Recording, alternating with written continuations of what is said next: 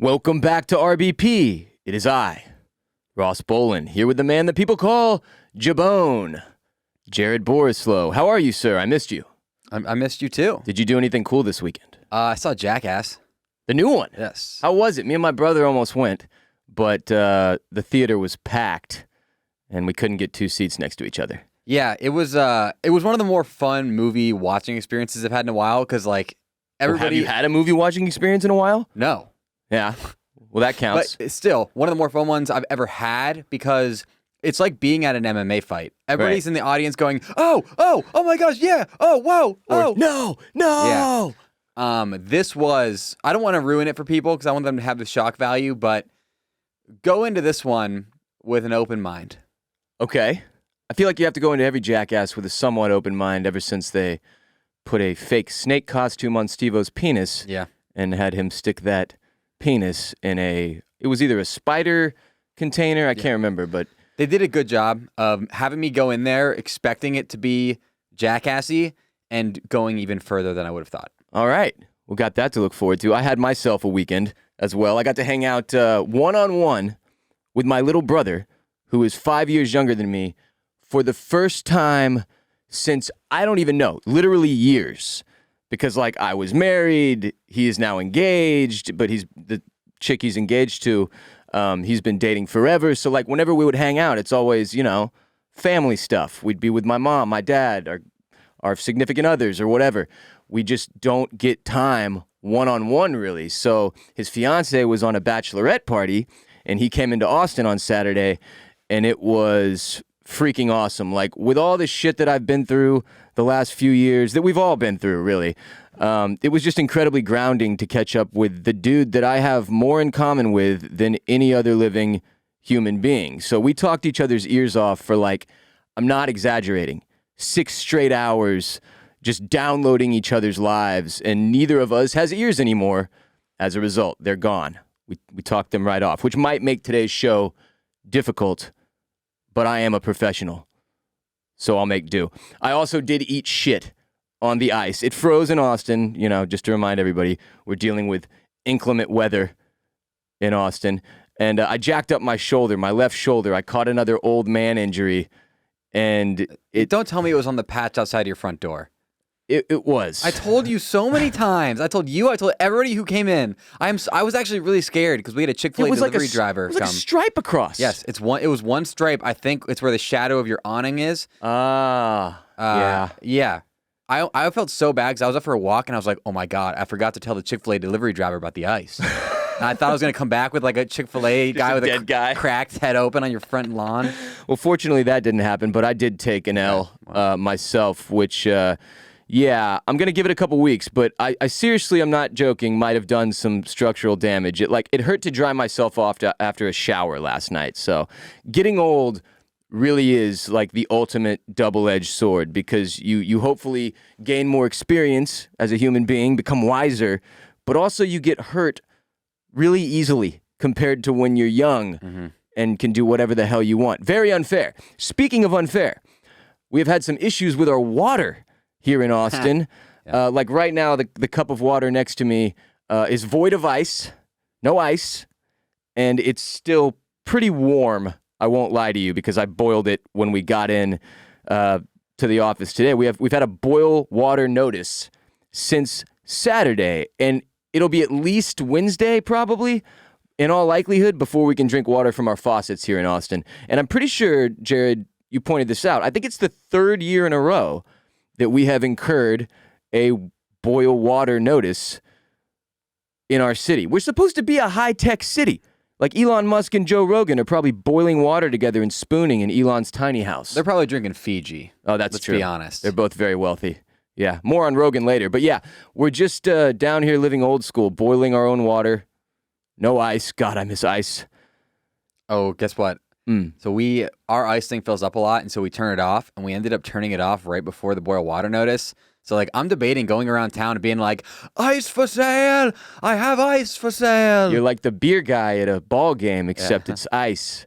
and you could sell those for like what, $5 a cube? $5 a cube. That's what I'd pay. That's going right. Because otherwise, if you want to make ice right now, you need to boil water, wait till it gets cold enough to where you can put it in the ice cube tray. Who has an ice cube tray? Right now, I bet you can sell ice cube trays for like $100 a tray. Nobody has those Who's going to say no? Not me. I'm serious. I'm a big ice, like when, some people have preferences, even so much as that when you go to order fast food or whatever from a delivery app, it'll be like, do you want lots of ice or minimal ice or no ice or whatever? I'm a huge ice guy. I fill mine up with a lot of ice, my water cups. Ice, baby. And this has been, a real first world struggle for me. My sister likes ice so much that she has a fridge that has a built-in ice maker, but she wanted the ice you get at like Chick-fil-A, the nice ice, and so she bought a countertop ice maker. She's not alone in this. It's like a semi-popular move. I almost did this at one point because I wanted like the Sonic ice. Yeah. That Sonic has their round, the little balls. Tijuana Flats is a known place that people like the ice from. Yeah, good stuff. But it really is yet another reminder of how our infrastructure, whether it be like electricity or running water or what have you, is just something that we so often take for granted. But Jared and I are manly men, and we will survive. Speaking of being... manly man. Shouts to the Man Show. Well, that was 2.5 Men. Oh, yeah, that was 2.5 Men. What's the Man Show? It was that show where... Dave Attell? I think it was Jimmy Kimmel. Oh, where he did blackface. And did he do blackface on there? Yeah, I think Can't do blackface. He was being... who was that guy? A black guy? It was a basketball player. One of the famous ones. I don't remember which one. LeBron? Who was the mailman? Karl Malone. Yeah, it was Karl Malone, I think. Noted kind of a piece of shit, Karl. I think, isn't he a huge piece of shit? Huge piece of shit. Yeah. Fuck the Utah Jazz. Shouts to Utah. Fuck all of you. But yeah, we'll be all right. Speaking of being manly men, today's episode is brought to you by Manscaped. Roses are red. Violets are blue.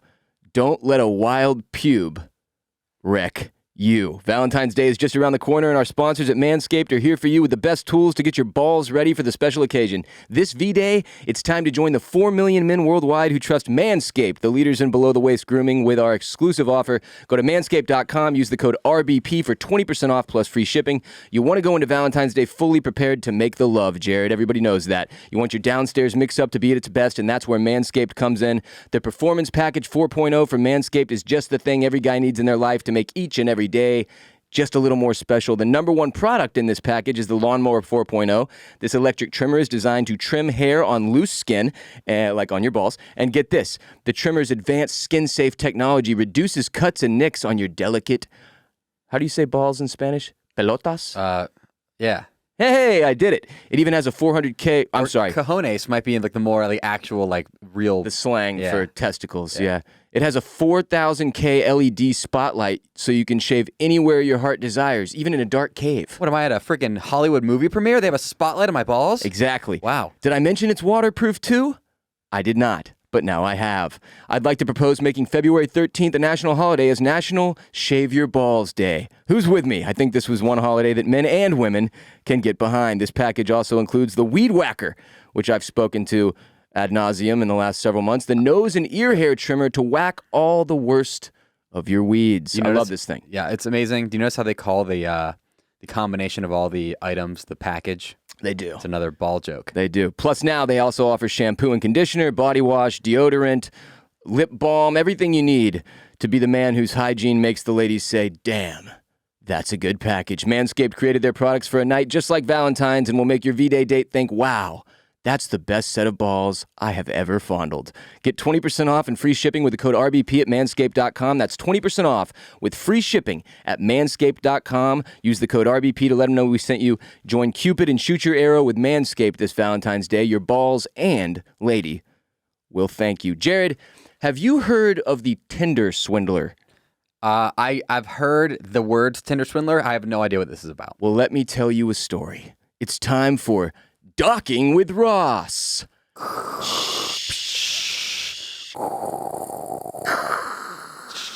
Didn't I have something in here for that too? Did you? Yeah, I picked some random one. Yeah, it was a man moaning. Oh, it makes people very uncomfortable. Hit it. Should I? Okay. Yeah, you probably should.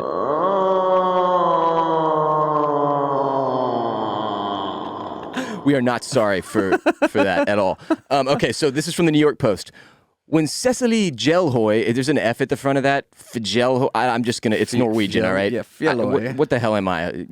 Come on.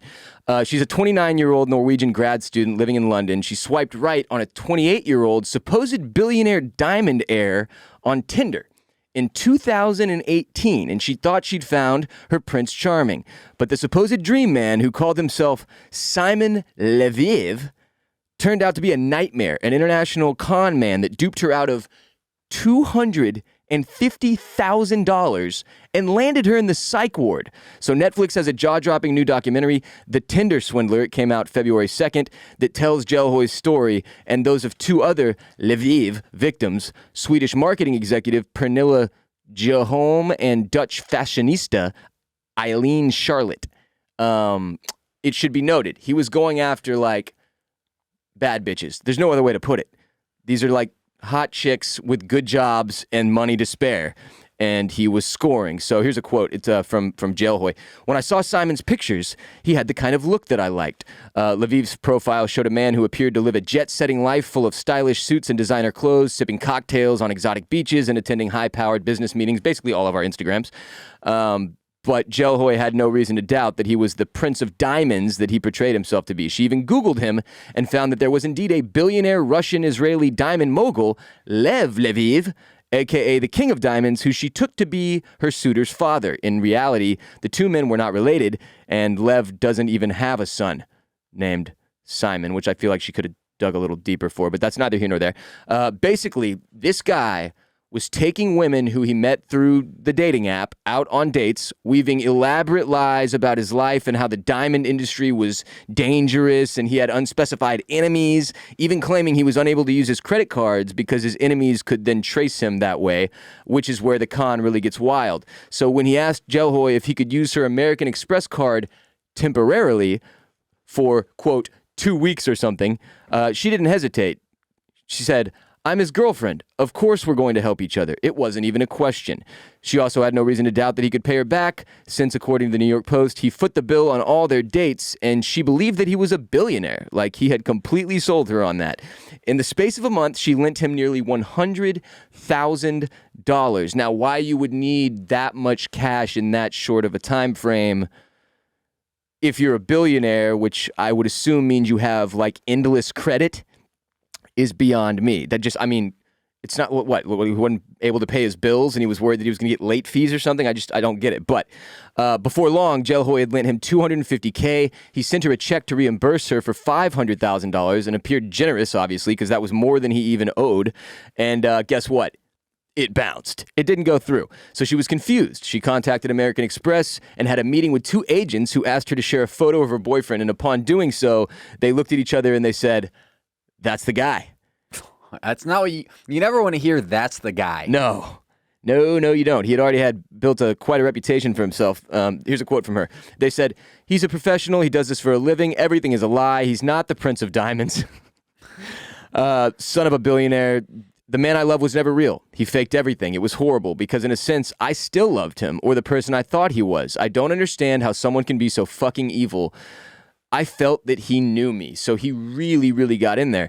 The Israeli police, meanwhile, confirmed that the guy's name is Hayut, Hyatt, I guess, is an Israeli-born fraudster who fled in 2011 to skip out on sentencing for fraud, theft, and forgery. So he's been at this for a minute. He served 2 years in a Finnish prison from 2015 to 2017 for defrauding several women, but he was sent back to Israel in 2017, used a fake passport, fled again, continued to prey on more women like Gelhoy and Joholm and Charlotte, who are the faces of this documentary on Netflix, using their money to fund his lavish lifestyle and continue his cons. So, like, he was getting money from one chick and then using that money to take out another chick and then con her, and on and on and on and on it went.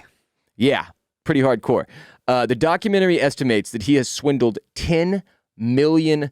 And the journalists in the film say he had at least a dozen victims, likely many more. He was reported to police in at least 7 different countries. So this guy was on the move, Tinder swindling women all over the world. He actually got caught again, but then was released early in May of 2020 after just 5 months because of the COVID-19 prison concerns, which is the same reason that Tekashi 6ix9ine got out early. That's why Cosby got out. I don't remember. I think maybe Cosby got out for that reason too, but I don't know.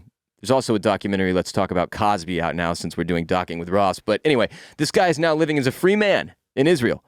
The New York Post says Jel Hoy and his other victims are still imprisoned by debt, slowly digging themselves out of the deep financial holes he pushed them into. This is kind of a weird element of dating. Like, when you date, unless you're being introduced to somebody by a friend who has knowledge of that person, especially if you're using dating apps like so many people do in 2022, and especially during the pandemic where it's even more difficult to go out and actually socialize like a normal human and meet people, you're really putting yourself out there. You don't know anything about that person, right? And it's like, I think most people probably do a pretty quick Google search on whoever it is that they end up dating. But, you know, none of us, women tend to be better at this than men, checking social media and digging through the internet to find out things about people. But for the most part, most of us, after you've been to a dinner or two with somebody, I mean, it's easy to trust them, right? Based on your own personal experience or whatever. Turns out, you got to be pretty careful. For all you know, Jared, my name isn't even Ross Bolen at all. It's not. Actually, I already know that. It's William Bolen. Yeah, it's William Ross Bolen. It's my middle name. It is what it is. Anyway, crazy-ass story, cool documentary on Netflix titled The Tinder Swindler that I will no doubt watch at some point because for some reason, sometimes it's just nice to watch a story about somebody else's life getting wrecked that isn't mine. Today's episode is also brought to you by Birddogs, makers of the most comfortable shorts in the world with the built-in underwear you know and love for living life and making love. It's like, why wear shorts with underwear when you can wear even better shorts with built-in underwear, thus creating less laundry, thus saving the planet, thus making you a hero who is also better looking and more comfortable. Birddogs, you silly bastard. I guess what happened yesterday. What happened, dude? I went for a walk and I was wearing non-Birddogs. Okay. Which is Mistake. embarrassing to say. Yeah. And I was wearing boxer briefs under them. I went for a walk on the lake here in Austin, and I chafed so bad that if you looked at me, like every 15 seconds, I was pulling them down because they were riding up. I literally said to my fiance, I said, "Hey, the second we get home, I'm throwing these out, and I'm going to buy more Birddogs." And guess what? They're in the trash right now. That's what you got to do, Jared. Get rid of all your old shit that doesn't have built-in underwear that isn't Birddogs and get yourself some Birddogs from Birddogs.com. Grab yourself a pair. They've got pants as well for these winter months, pants for work, pants for play, pants for golf. I mean, literally, you can do anything in them. And their new joggers are next level comfortable. Jared and I both have several pairs of them. I love the joggers. They're phenomenal. So grab yourself some of those. I mean, seriously, you could, like we've said many times, you could go to sleep in them, wake up, hit a workout, and depending on your BO situation, just go about your day and look great, frankly. So, what's more, for being an RBP listener, when you use the code RBP at checkout on Birddogs.com, Birddogs is giving away free whistling footballs like the Nerf football you grew up with, but it's a Birddogs whistling football. There's one behind Jared's head if you're watching us on YouTube. It's orange. It says Birddogs on the side. It's got the blue tail with the Birddogs logo on it. It's beautiful. And you'll get one free with your order when you go today to birddogs.com and use the code RBP at checkout to let them know we sent you. Support the podcast and yourself so that you don't end up chafing like a disgusting animal like J-Bone. My thighs are red. Gross. It's the red of despair. You got to get some of that Manscaped anti-ball chafing stuff and put that on your sack. Mm-hmm. That's the move. In the continued drama that is Joe Rogan versus cancel culture, Rogan, who vowed last week to do better when discussing matters related to the pandemic, had to apologize Saturday. I guess he didn't have to. He chose to apologize Saturday morning after a video compilation of him using the N-word was widely shared on social media. Have you watched the compilation clip? It is quite silly because there is absolutely zero context to a single one of the occurrences where he uses the word. Now, I am not saying using the word is okay. And in Joe's apology, I think he was pretty on point when he said, like, look, I've since learned as a white guy that is not a word that I am ever allowed to use under any circumstance, which is the case, just to be clear. I don't care if you're at a Kanye West show and he says, literally, all right, I was at ACL in, like, I don't even know, whenever Kanye headlined Austin City Limits Music Festival in Austin, Texas. You can Google what year that was if you really give a shit. I'm at the show. I'm stoned out of my gourd. Like, I can't really open my eyes. I'll be honest with you. I missed the large majority of this show, but I did sing the entire time, and it was one of the best live performances I've ever seen in my life. It was back when he was still doing My Beautiful Dark Twisted Fantasy, which is the best Kanye album, inarguably, and he got to that line in the song about Michael Jackson, where he says, "Are N-word dead?" And not enough people in the crowd, which was a large majority white in Austin, sang along with him, he stopped the show and verbally gave everyone in the crowd permission, not even permission. He demanded that we sing the entire line along with him, then ran it back. And technically, I guess we all did. So everyone that was at ACL that year is also canceled along with Rogan. But it was just like, circumstantially, you can't do it. You can't do it. Even in 2022, even at the just keep your fucking white mouth shut. You'll be fine. But context is always important for anything. Absolutely. Because, like, for example, there's probably a clip of me in, like, 5th grade saying it when I was reading To Kill a Mockingbird. Right? And that's what's so strange about this Joe Rogan situation is that a lot of the actual context to a lot of the different times he was using it, they were discussing the use of the word in the English language or someone else saying it or arguing over how it should be or shouldn't be used or discussing how it's in rap lyrics or whatever. He's been doing his show forever, man. There's, thousands of freaking episodes of Joe Rogan at this point. And anyway, obviously there was already this big stir at Spotify over him and his, quote unquote misinformation that he is spreading regarding COVID-19, vaccinations and the like. And let me just say up front, that's not how this works. That's not how any of this works. If you tune into a show of any freaking kind or listen to music of any freaking kind, and then you take that at face value and run with it, that's on you. This is the country of free speech. We're all allowed to say whatever the hell. Now, there may be consequences to some of what we say, but if you're saying it into a microphone or into a song or for entertainment purposes or for the sake of debate or discussion, your audience is still required to do their due diligence. Like I've told y'all a million times, if you agree with everything I say on this show, you're an idiot. You shouldn't. You should disagree with me. You should argue with me. That's the point of discourse, which is almost the whole point of podcasting that isn't narrative. So it's like there is this weird debate in my mind around who the responsibility really lies with in this situation. And I'm applying that to both the COVID stuff and the use of racial slurs. Like, if you hear Rogan say the N-word, does that mean you're going to go say it? It's like that thing your mom asked you when you were a little kid. If your friends jump off a bridge, are you going to do it too? And I was always like, well, probably, because, if they're all gone, then what the fuck's the point of this? But back to the story from CNN. Daniel Ek. God, that's a terrible last name.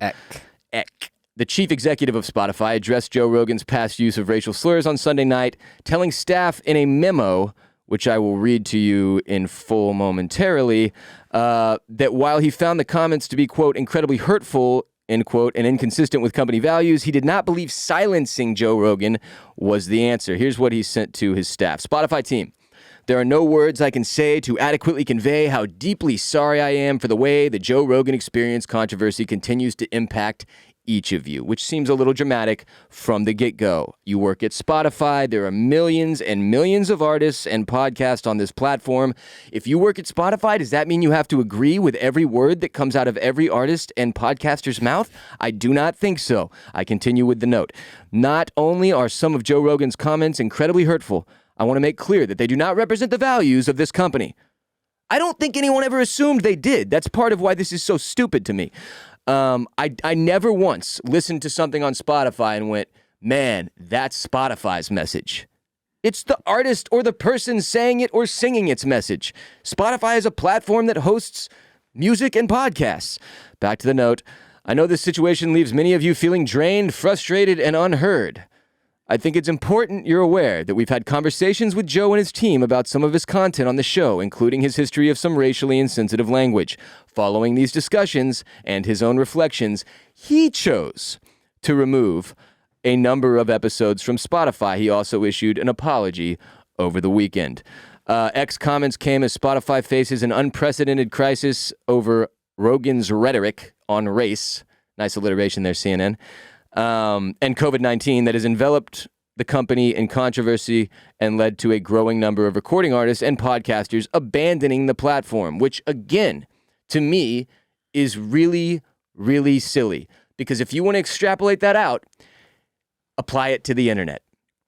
Yeah, I guarantee you, I can find everything that they are talking about on Spotify on every other podcast. That's what makes it so asinine to me. In his note to staff on Sunday night, back to CNN, which Spotify provided to CNN Business, X said that he would be committing, quote, an incremental investment of $100 million, which is the same amount they paid for Rogan's podcast, not coincidentally, for the licensing, development, and marketing of music, artists and songwriters, and audio content from historically marginalized groups. Now, that's good if we're looking for a plus to come out of this, I guess. Eck also said that Rogan's comments don't represent the values of the company and that Spotify is engaged in conversations with him, blah, blah, blah. I already read you that whole thing. Following these discussions and his own reflections, that's more than 100 episodes. I think the last figure I saw was 150. That many episodes of Rogan's program have been scrubbed from the podcaster's library, according to JRE Missing, a website that tracks the show, specifically for the purposes of seeing how many episodes get deleted, because this is not the first time episodes have been taken down, which is also really weird to me, because, like, we're like 460-something episodes into our show. This is 467. If 150 episodes just got wiped, I mean, I'd be pissed, but, like, not that. Those are old. And in some cases in Joe's show, years, many, many years old. So while I know people are always working through the backlog, and there are a lot of RBP listeners even who have gone back and started at episode 1 and, like, they'll DM me or, like, call into the voicemail, and it's always funny to hear, like, where they think I'm at or where the show is at versus where it is in reality. It just seems like not that big of a deal to me to have to delete 150 episodes of a show that has thousands of episodes, and constantly this man is cranking out new 3.5-hour episodes. And this has always been Joe Rogan's thing, man. He was always the weird dude who was bringing on, like, conspiracy theorists and sort of, like, alternative voices, right? That's his whole fucking shtick.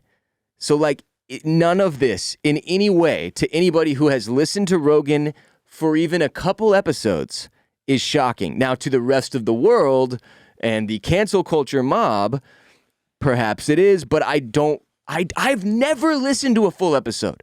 And I know this is Rogan. Like, that's just how he rolls. He's the dude who's constantly pushing the envelope and trying to provide weird alternative views on some of the most prevalent topics in our society. And if you're not into that, then here's the thing, man. Just don't listen. If you don't like an artist's music, do you just play it? Do you get upset about what they say or what the song? Like, no, you shouldn't. Just don't put it in your ears. All the people who are complaining that Joe Rogan is misinforming or whatever, they don't listen to the podcast. So they would never have been privy to what was even on the podcast if there wasn't all this kerfuffle about it. And even then, it is your responsibility as a fucking listener to go check out what he says, or, like, be a part of the conversation or whatever. You don't just take stuff at face value and run with it. Just because Rogan shoots horse trank to beat COVID and it works doesn't mean you have to do shit. You don't. You could go try to shoot Jell-O into your fucking veins and see if that works. Is that his fault? And it's like the people they're also trying to, like, change the minds of are the people who already listen to Joe Rogan, and I'm pretty sure they're going to already take Joe's side over the side of the people who are coming out and saying, hey, you listen to this guy? You're an idiot. Stop listening to this guy, idiot. It's so convoluted. And the whole freedom of speech thing, it's like, what, it's only freedom of speech that you agree with? Like, what are we doing here, man? The freedom of speech is like, what, the Second Amendment? It's one of the first 5, for sure. The first one is, what, it's like... First, like, life, liberty, and the pursuit of happiness or something? Isn't it something about, like... See? This is our point. Supersize your fries for 50 cents or something? Yeah, or you have access to the $1 menu at McDonald's, I think is like the 4th or 5th one. They took that away. To our point, Jared and I don't even know what the fucking amendments are, right? Second Amendment's guns. First Amendment's... Well, everybody knows that one. First Amendment's sex. I don't know. Third one's rock and roll. Sex, guns, and rock and roll. Those are the 3 guarantees you have as an American. But this is a crazy part. Just hours after Spotify CEO Daniel Ek affirmed he will keep the company's cash cow, Joe Rogan, to placate shareholders, rejecting demands from the mob to cancel the world's most successful podcast, is what this article says. Rumble CEO Chris Pavlovsky, I don't know what Rumble is. It's some other audio platform. Yeah. He sent a letter to the Joe Rogan Experience offering the podcaster $100 million over 4 years to bring his free speech discussions to an uncensored platform.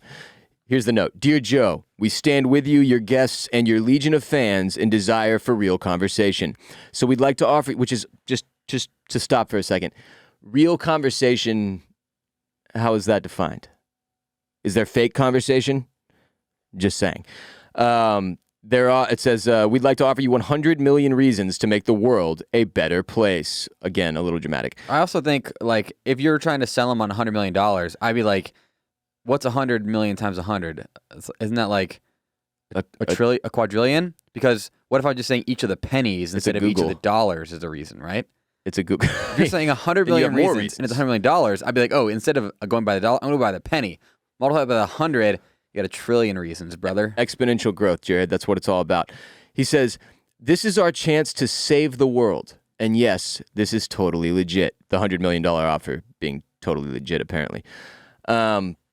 Just a ridiculous next chapter in the cancel culture drama that continues to overwhelm our country. And in reality, like, while some of this, there have been certain aspects of cancel culture that maybe needed to occur, overall, it's just mostly making everything less fun. Everything. From comedians to podcasters to music. It's just like, can't we all get a grip, man? You're responsible for your own views and beliefs and actions, and nobody else should have to take the fall for you just because you're a moron. Speaking of Spotify's CEO, somebody sent me this article that's just wild. The Spotify founder, Daniel Ek, 37 years old, has recently become the secret owner of a peninsula. I guess it's not so secret now, where he and his family will build the home of their dreams. It was $500 million, apparently, for the peninsula. That's a $500 million, bro. It makes me wonder how much cash this guy has on hand and why I don't hear about Ek more if he's that freaking loaded. But apparently this is not the first time Ek has made headlines with his house plans. Just 2 years ago, he stirred up Jershahargergritten. I'm assuming that's a city. He decided to demolish a $65 million villa from 1893 because it had some structural inadequacies or something. And the locals were pissed because it was from 1893 and he demolished it, which I guess makes sense. But anyway, yeah, that's the gist of my thoughts on the Rogan situation. If you can't enjoy Joe Rogan or RBP or any of the other wonderful comedy or discussion or interview podcasts that exist on whatever fucking platform without being swept up in the fact that, look, we all have different views. We all are idiots in our own right. We all are living in an age of misinformation, frankly, where it's like, it's not Rogan that's the misinformation god. Did anybody give a shit when his audience was way smaller and he was doing the exact same thing he's doing now? Not really. You didn't hear about it. But since then, cancel culture has become such a prevalent part of our society that now it's a huge deal. And now that he's as big as he is, and now that he's as rich as he is, and now that he's as, powerful in media as he is, there are going to be people trying to take him down constantly. And he has provided them with a ton of ammunition over the many, over a decade that he's been podcasting. So all in all, for me, it's just another one of those stories where I'm like, look, personal responsibility rides out over everything else. And in the case of Spotify, they knew what Rogan was when they paid 100 M's for his show. It's not as if they didn't have the ability to go have some interns, like 100 interns. If this guy's got a $500 million peninsula, he can afford to pay 500 interns to listen to every episode of the Joe Rogan podcast and let him know what the shit is all about. And if they didn't do that, if they didn't do their due diligence to know what they were even buying, then really this all falls on Spotify and not Joe, in my mind. I'm not a Joe Rogan guy. I'm not even really a fan. But I am a person who believes that people should be allowed to say what they want to say on their own programs. And yes, they should have to deal with the consequences. But in the case of that being that their publishing platform is removing episodes of their show and frying them publicly, I just don't know. I don't know how this ends. I don't know how many artists are going to pull their music from Spotify. I don't think that's a good move for artists. I don't think they should give a shit what else is on Spotify if their stuff is on Spotify, as long as it's not the overwhelming majority of the platform, like spewing Nazi propaganda or something. Then what the hell are you doing? This is one of the most used music services in the world, most used podcast services in the world. They overtook Apple Podcasts, where podcasts were invented. And in defense of Spotify, they're one of the only companies that has actually invested real money into the space that Jared and I make our living. So I also feel like a bit of responsibility to defend them in some way. I just wish that Ek had handled this situation with a little more balls. But at least he didn't silence them. At least he didn't silence him yet. I've got a buddy who believes that Rogan will be deplatformed entirely by the end of the year. And I'm like... Well, he could just go to Rumble. Yeah, but what the fuck is that? Remember when they tried to do the Twitter alternative? It's something that would get millions of listeners if Joe Rogan moved there. Probably. Which is why they offered him $100 million to come for 4 years. I don't know how that... He has a contract, obviously, with Spotify as well. It's not like he can just pack up his shit and bounce. Oh, I imagine if they start taking his stuff down and silencing him. Yeah, I guarantee you they've got that shit tied into his contract, too. For $100 million, I would hope they do anyway. Anyway, moving on. Today's episode is also brought to you by Talkspace. In times like these, having someone you trust and love to talk to is more important than ever. I don't know how many times I've said that, but even the best relationships, whether it be friendships or your sexual relationships, they can hit a few bumps in the road. And we've all been there, feeling unheard, having the same arguments over and over, or just not knowing how to move forward. Talkspace gives you unlimited access to a licensed therapist so you can clear up the confusion and focus on what matters most, being the best person and partner you can be. Relationships are more difficult than ever to manage this last couple years, with so many of us stuck at home for one reason or another, working from home, spending less time socializing and having fun than perhaps we would like. At least that's definitely the case for me. And sometimes it's hard to take a step back and see things objectively. I can tell you I struggle with this on a regular basis, just as a result of not being that connected to as many people as I used to. Like even having my brother in town this weekend and just getting to talk to him for several hours. Like it helped me clear up a bunch of stuff in my head. But my brother is not a licensed therapist, and he's not an unbiased third party. He's my brother. So Talkspace really gives you the benefits of traditional therapy without the hassle and the waiting. Just kiss and make up isn't cutting it in 2022. Your dedicated Talkspace therapist can help you get to the root of your problems so you can work through them instead of ignoring them. And with asynchronous messaging and options for live video sessions, you can talk on a schedule that works for you. No need to wait for an appointment. Plus, Talkspace's encryption and added security features keep your conversation fully protected. I cannot stress enough how enormous therapy has been for me over the past 2 years especially, but I've been in it for a decade. But with starting my own company and going through a divorce and dealing with the pandemic and getting off antidepressants, it has been one of, if not the most important factor to my ability to cope and find happiness and success again: therapy. So join Talkspace today and start the journey to a happier, healthier relationship. Just join Talkspace.com. Get $100 off your first month when you use the code RBP at signup. That's $100 off at Talkspace.com. Promo code RBP. I have among my favorite insane headlines of the day ever to share with you now. A Texas GOP candidate's new claim: school cafeteria tables are being lowered for furries. What? Yeah, let me read. From Texas Monthly. This is directly applying to you and I's locale, by the way. A candidate in the GOP primary for Texas House District 136, which includes a large portion of the suburbs north of Austin, tweeted a curious allegation. That candidate, Michelle Evans, an activist who works with the local chapter of conservative parents group Moms for Liberty and who co-founded the anti-vaccine political action committee Texans for Vaccine Choice back in 2015, way ahead of the curve, tweeted that, quote, cafeteria tables are being lowered in certain Round Rock ISD middle and high schools to allow furries to more easily eat without utensils or their hands, i.e. like a dog eats from a bowl. So she was responding to a tweet from right-wing, Texas provocateur Michael Quinn Sullivan, who had shared a video of a woman speaking at a December school board meeting in Midland, Michigan, claiming that schools there have added, quote, litter boxes, end quote, in the halls to allow students who identify as furries to relieve themselves. Honestly, that, like, people talk about progress in this day and age, and no, if that's true, that's the most progressive thing I've ever heard. Turns out it's not. Sullivan retweeted the video adding, "This is public education." It isn't. The claims made by the speaker in the video have been shown to be untrue. As in the debunked Michigan example, the claim about Round Rock ISD is false. Texas Monthly says Ginny Lacoste Caputo, Round Rock ISD's chief of public affairs and communications, told Texas Monthly, "This is not happening. Our tables don't even have the option of lowering." I'm going to come in on the opposite side from the potential congresswoman here and say we should be instituting litter boxes in hallways and lowering tables for potential furries. If you're gonna have men's bathrooms and women's bathrooms, you need a furry's bathroom. It's the only and a way gender-neutral bathroom to make it fair, Jared. You and I are. This is a furry podcast. We are pro furry, and as such, we will continue the story. She added, "Oh, this is the Round Rock ISD Chief of Public Affairs and Communications." She added, "You win the award for strangest media question of the year." That's what she sent back to Texas Monthly. When reached for an interview about her tweet, Evans, the original tweeter, said that she had no comment and was merely relaying information that she received from another parent. Again, it is on us, the people on Twitter, to double check the things we see. You don't just take stuff at face value in 2022 on the internet.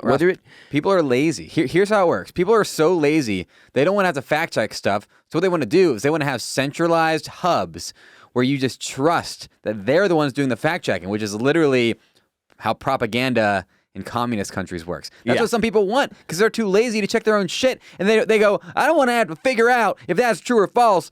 I want you to tell me. Yeah. And if you lie, you should not be allowed to say anything. Ever again.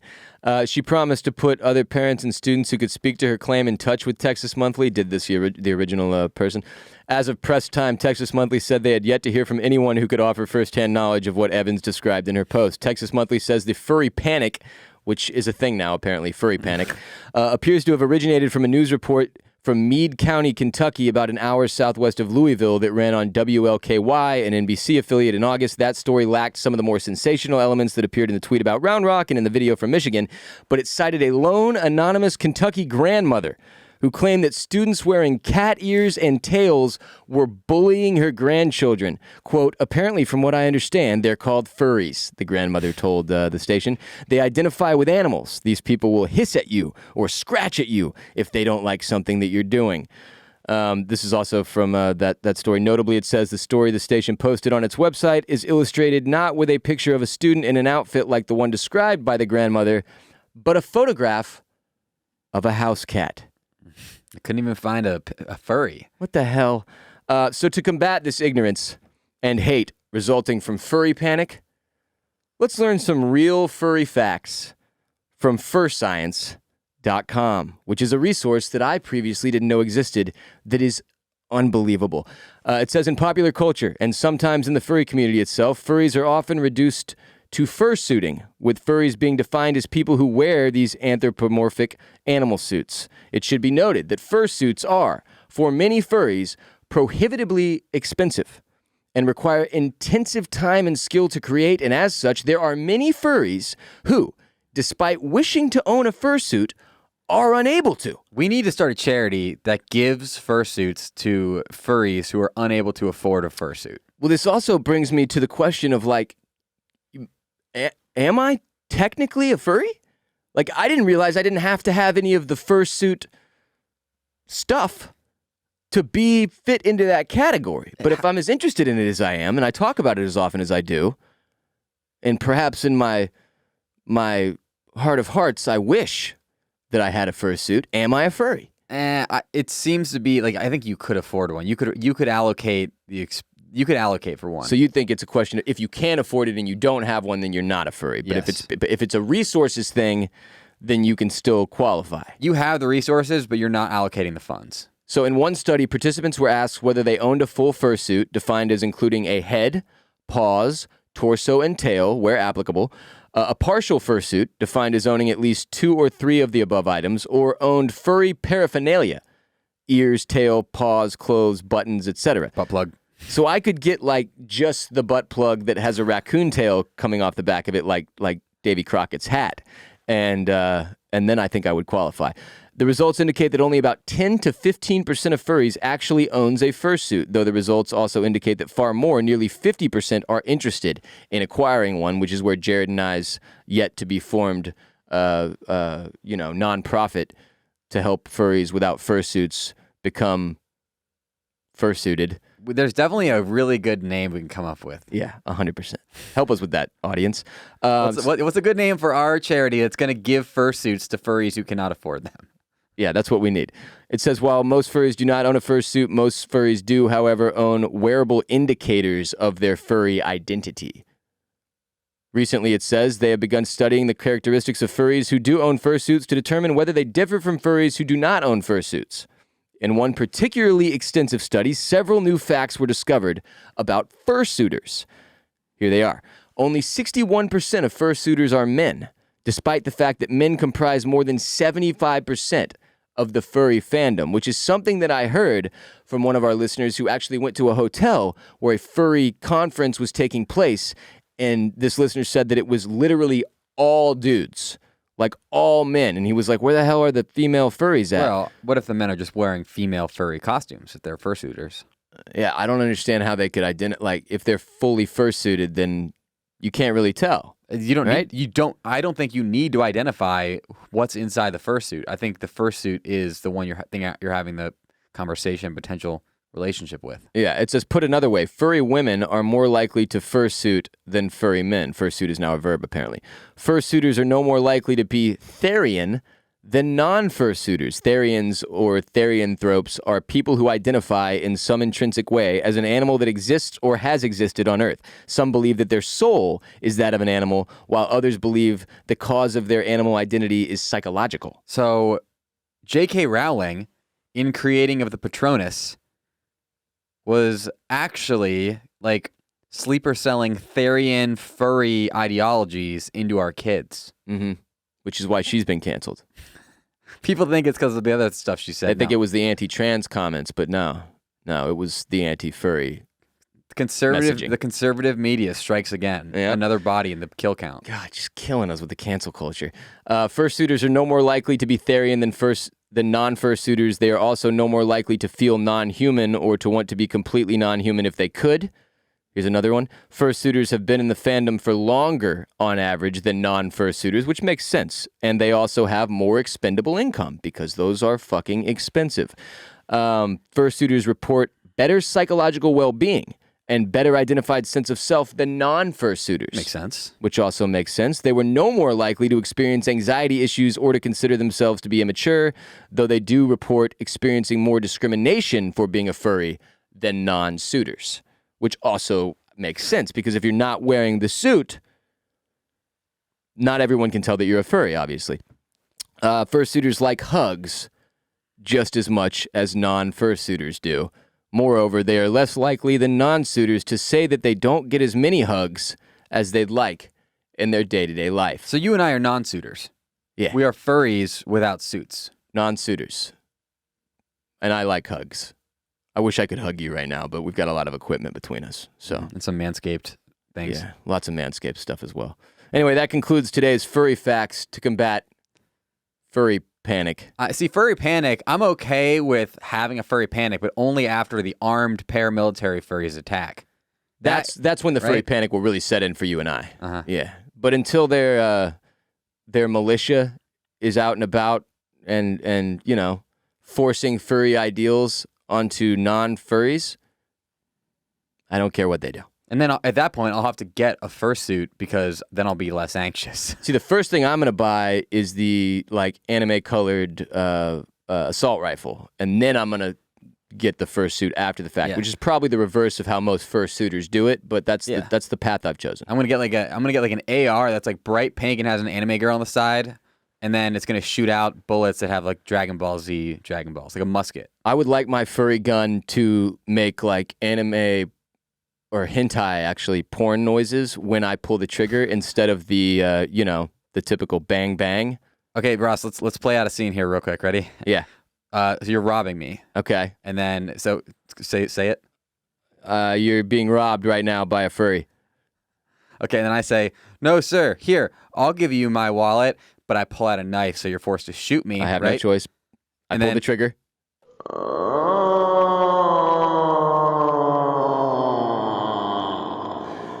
Still not sorry. I'm dead. Still not sorry. But I did just kill you, which is unfortunate. You shouldn't have pulled out that knife, Jared. Follow us on social media. We're on TikTok and Instagram at The Ross Bolen Podcast. We are on Twitter at Ross Bolen Pod. You can follow Mr. Borislow at Jared Borislow on Twitter and Instagram. And you can check out his F1 podcast, Formula Bone F1 show, wherever you are listening to RBP, as well as follow Formula Bone on TikTok, Instagram, and Twitter. You can get more RBP ad-free every Friday or at least once a week, typically, unless I have COVID. On patreon.com/Ross Bolen podcast, where you also find, if you sign up right now, the January 2022/2021 recap of Bolen Media and how we're doing here and really what we've got long. going. Yeah, it's like almost 1,700 words. I really put my back into it. I would appreciate it if you read it in full.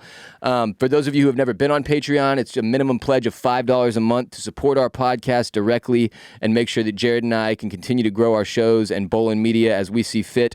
And in return, you will get those ad-free Friday episodes. Depending on which tier you pick, you'll also get columns like that update column I just described, as well as mental health minisodes, 2 of which you've got coming this week, I might add, discussing my journey off of SSRIs, otherwise known as antidepressants, and more. So, also, I should add, when you sign up for Patreon, if you scroll down, there's a 10% off code just for our patrons that you can use on bolenmedia.com/shop, and you cannot capitalize that S or any of the other letters in shop, just /shop, lowercase shop, bolenmedia.com/shop, to grab yourself any of the new merch that you like and see on bolenmedia.com, and you'll get 10% off. We've got the classic RBP Astroworld design that, there's sweatshirts, there's hats, there's T-shirts. We've got Stack Good Days, which is one of my favorite pieces of merch that we've made that says the Ross Bolen podcast underneath it. That's a sweatshirt as well. We've got the Formula Bone flag T-shirt,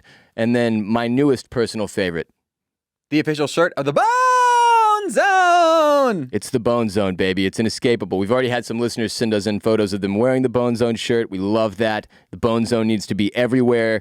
We should do another Bone Zone this Friday on Patreon. We really should. I miss it. People really want you to do the soundboard thing again. They really liked that. I had a couple moans today. Yeah, that was from the Bone Zone. We did do We did do the man moan a couple times today for everybody that loved that so much. We've got the Ross Bolen's Wife Left Me game day sign T-shirt.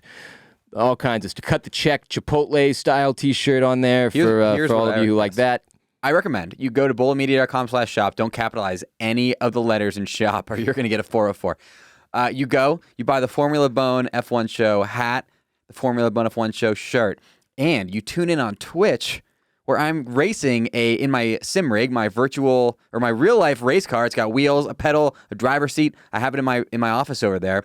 I race on Twitch, and I race in Grand Prix, and I try to win. And if you're listening right now on Monday, like the day this comes out, I'm racing tonight. Let's go. Twitch.tv/Formula Bone, 6:30 p.m. Central Time. Check it out. I have your Monday plans made for you. Tonight, you are not doing anything.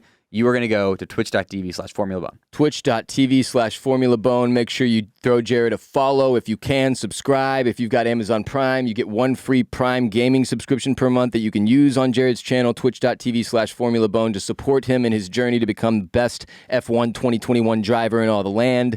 Go now, twitch.tv/Formula Bone, and tune in this Monday night. Also, just follow Jared everywhere on social and Formula Bone everywhere on social so that you get updated when he's going live on Twitch as well, and for when new episodes of Formula Bone F1 show drop. Back to bolenmedia.com/shop very quickly. We also have coffee mugs, which have been a huge hit. This one says that I'm holding in my hand, if you can read this, you are not alone, which means I am not alone because I can, in fact, read it. It says the Ross Bolen podcast underneath it. We've also got the Stack Good Days design on the coffee mugs as well. So if you haven't checked out bolenmedia.com/shop yet, and you're one of the people that's been screaming at us for many years to drop more merch since we only did that once like 2.5 years ago, and then that was it. Today's the day. Bolenmedia.com/shop. Jared's got his Formula Bone hat on. It's beautiful as well. The OCC hat is awesome if you're an Oysters, Clams, and Cockles fan. Our TV and film podcast here at Bolen Media, where we cannot wait to cover House of the Dragon, the new Game of Thrones spinoff, when it drops on HBO later this year. So check out Oysters, Clams, and Cockles as well. Thank you for being here with us today. And until next time, avoid the furry panic. Peace be with you. And also with you.